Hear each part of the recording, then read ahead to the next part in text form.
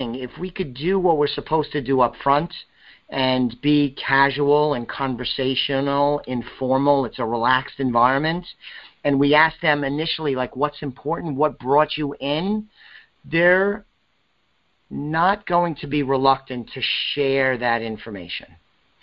But it does happen. And then again, this is another one of those art over science kind of situations. Candidly, we're sizing up the people we're meeting with to see if they would be a good fit for us as much as we're trying to audition to become their financial planners. We do not take anyone. And it's not that we're so elite or so special. I don't mean it that way. But you can't be all things to all people. The way that we do things is our way, and it works for a lot of people, but not all people. I think I'm good at what I do, and I'm a likable guy, and most people appreciate my approach, but not everybody, and I'm okay with that. So if I think that the person is just being difficult, I may try and end the meeting prematurely and just part ways as friends and not try and hammer away at something that may not be a good fit. More likely, though, I'm going to be curious because they're there for a reason. And if they're reluctant, I will try and use the Socratic method, which is asking open-ended questions, which I do throughout the fact find and the conversation anyway, to try and figure out what their reluctance is. So if it was somebody that just recently had their identity stolen, or somebody had money stolen out of their account from a friend or a family member or even a professional, well, then their reluctance might make a way more sense than somebody who is just being difficult. So I'll ask open-ended questions and try and sort it out and see if we can make some progress in the conversation while still honoring their boundaries.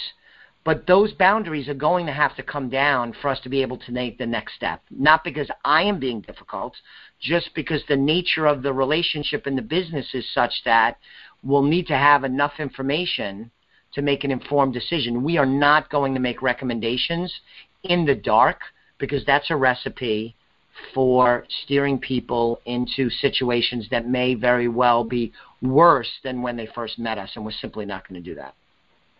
I agree. And I think it boils down to also is, we like to take the holistic approach to the financial planning, which means that we look at pretty much all aspects of somebody's life. And one time when I encountered this, somebody was really only interested in us handling their investments. And although, that's okay, but we do need more information to be able to make decisions, even if we're only handling investments, because we still have to know time horizons and, how to invest somebody's money. So I agree. I think that's I think it's good to be able to get everything, and like you said, if we have to end it there, then we have to end it there. And it's also worth noting for listeners that aside from this being our personal preference and our culture at Elliott Wealth Management, how we want to interact with customers and who we want to align ourselves with, and that's our view.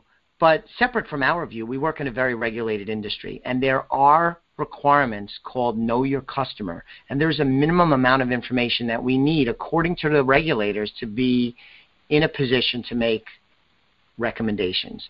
And if we violate the Know Your Customer rule, not only are we not doing right by the customer, which is not what we want to do, and we will not do that, we also are violating the terms of our licenses. I'm a certified financial planner. I abide by a code of ethics put out by the Certified Financial Planner Board, plus with the securities licenses, there's a lot of rules and regulations, and if you run afoul of those rules, you can get in lots of trouble, including getting thrown out of the industry. So it's worth noting that this isn't just something we made up out of thin air. We built broadly upon existing rules and regulations in the industry that are meant to protect the public, and we want to do that because we want to help our clients, not hurt them. So what else do you want to talk about, Wendy? So you've gathered all this information.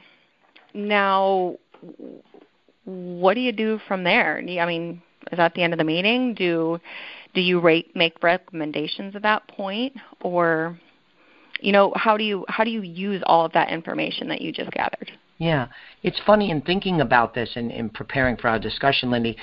Most initial meetings last about an hour, maybe a little over, but typically around an hour. And it is pretty remarkable how much information we gather in terms of actual data, as well as people's goals and personalities and what they're looking to accomplish in such a short period of time. It is pretty amazing. So I want to get that fact find, that information that I mentioned before. I want to focus on the primary reason why they had come in. And I'm not going to make recommendations for the most part in the initial meeting. Our strategy is to have the initial meeting for both parties to exchange information, and then, if agreed upon by both parties, to schedule a second meeting. And at that second meeting is when we will make a proposal on one or more discussion items that were covered in this initial meeting. But with that said, once I uncover some of what they're looking for, what's important to them, what their goals are, what problem they wanted solved that led them to come and sit with us, I want to show off at some point, and I want to demonstrate in this first meeting that we can solve their problem. We can help them. We can deliver on what they're looking to accomplish. So that may be an actual recommendation, or it may be, let me give you a couple of quick examples. And this happened recently with, I think you were on the call with me, with Michelle. It was actually a remote meeting. We weren't meeting in person.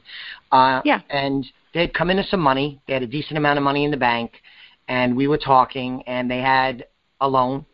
It was a small loan, a car loan, like $4,000.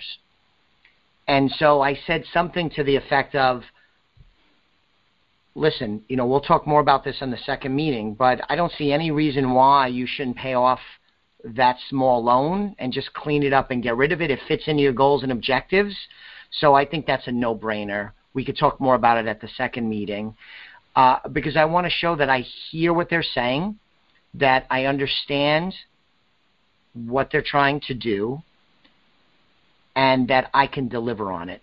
I don't want them to leave that first meeting, Lindy, without having gotten some type of sense that I'm technically skilled. I understand what they are looking for, and then I could deliver it. Am I going to give a 10-point proposal like I might on the second meeting? No. Am I going to talk about some investment allocation strategy? No. But I am going to I'm going to use the term show off a bit and talk in a way that I could demonstrate that we're technically skilled and I hear what they're saying. And that would increase the chances that they want to schedule a meeting and that they'll feel optimism going into that second meeting that we're going to be able to deliver a good proposal that'll help them achieve their financial goals. That makes sense. So how do you end the meeting? At some point, and we don't clock watch, so if the meeting runs over or runs short, that's okay. We have as much time. We schedule a lot of meetings, but we always leave time because this is incredibly important. But you don't want this to go on for 3 hours because that typically is not going to be good for either party. So at some point in the latter stages of the meeting, when I've collected my data and I feel like we've had a good exchange of information and that things have been open, and I feel like I would be interested in meeting with them a second time, and I feel that they would also be interested, I'm going to say something along the lines of, listen, what I would like to do, let's say, Lindy, you pretend to be the client. Lindy, what I would like to do is, take this information, reflect on our conversation.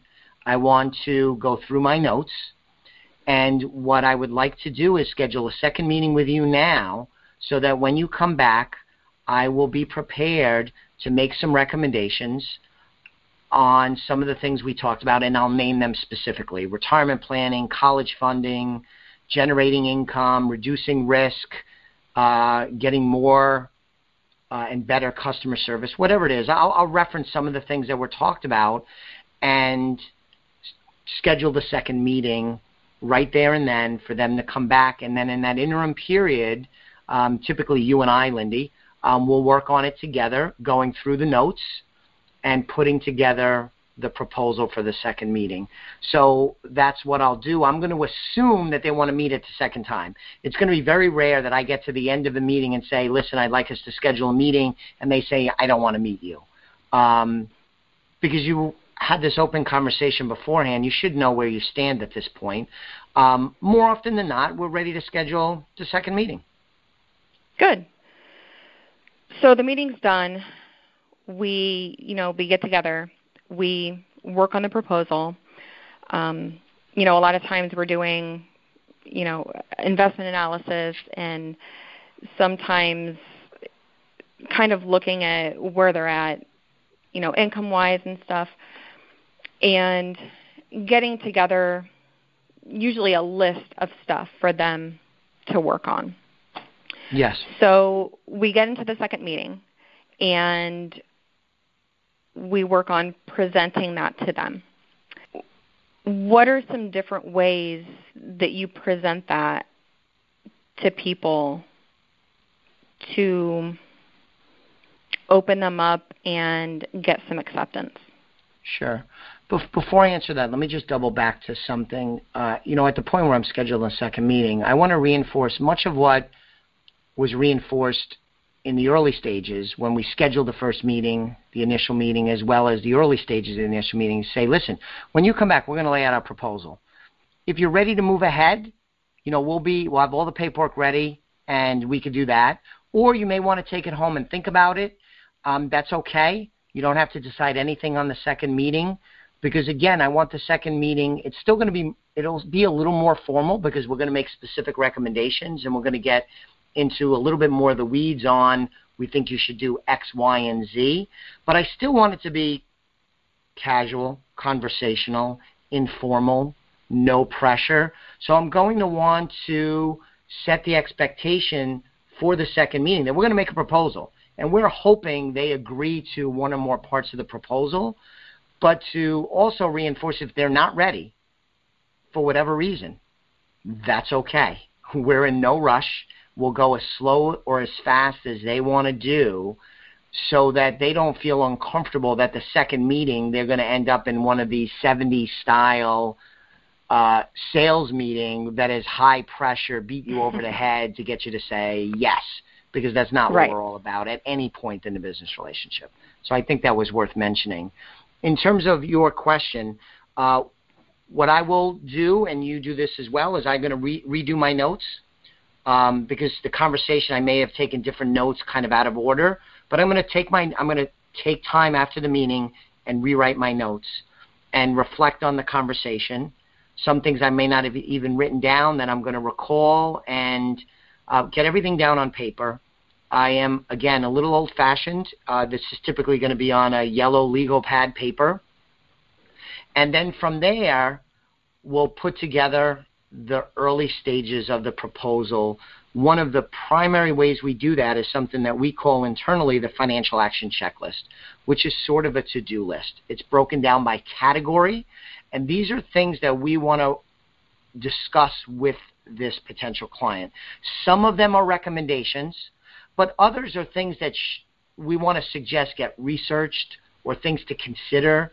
So let me talk about some of the categories. One category is financial planning. An example of that is to construct a net worth statement, to come up with a budget, to do a retirement needs analysis. Those are some examples of what might fall under the financial planning section of the financial action checklist. Another is income tax planning. It might be to do an income tax projection for the current year, might be something like consider maximizing your 401k contributions or your retirement plan contributions. And sometimes it might be consult with your CPA on such and such. We might not be in a position, Lindy, to make a recommendation. So on the financial action checklist, the to-do item is to have a consultation with their tax professional. we'll do one on estate plan.